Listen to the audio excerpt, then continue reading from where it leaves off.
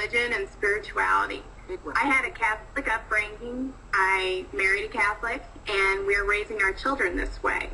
In reading books such as Tolley's, it's really opened my eyes up to a new way of thinking, a new form of spirituality that doesn't always align with the teachings of Christianity.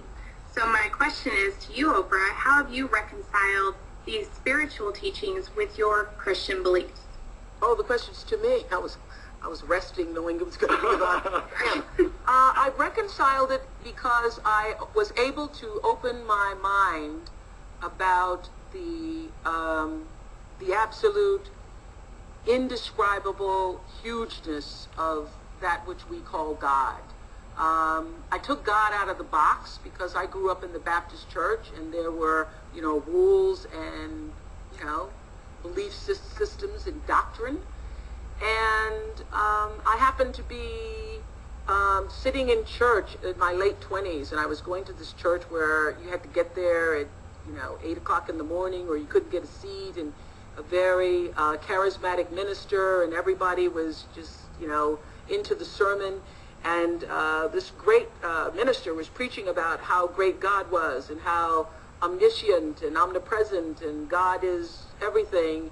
And then he said, and the Lord thy God is a jealous God. And I was, caught up in the rapture of that moment until he said jealous. And something struck me. And I was like, I think about 27 or 28. I was thinking, God is all, God is omnipresent, God is all, and God's also jealous.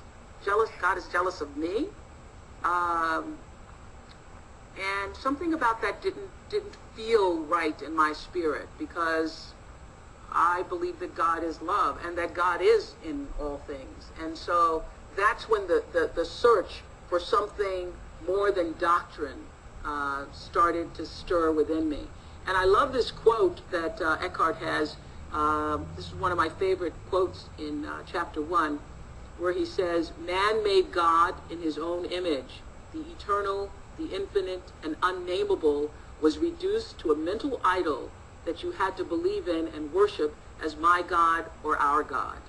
Now, I think that's very eloquently put by Eckhart Tolle in chapter 1, but that is exactly what I was feeling when I was, sitting in church that Sunday listening to the preacher. And, it's been a journey to get to the place where I understand, as I said on the pre-show here, that what I believe is that Jesus came to show us Christ consciousness. That Jesus came to show us the way of the heart, and that what Jesus was saying, that to show us the higher consciousness that we're all talking about here. Jesus came to say, look, I'm going to live in the body, in the human body, and I'm going to show you how it's done. These are some principles and some laws that you can use to live by to know that way. And when I started to recognize that Jesus didn't come, in my belief, even as a Christian, I don't believe that Jesus came to start Christianity.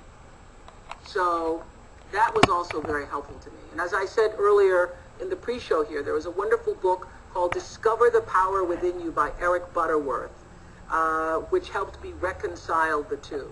So that might be really good for those of you who are Christian and trying to balance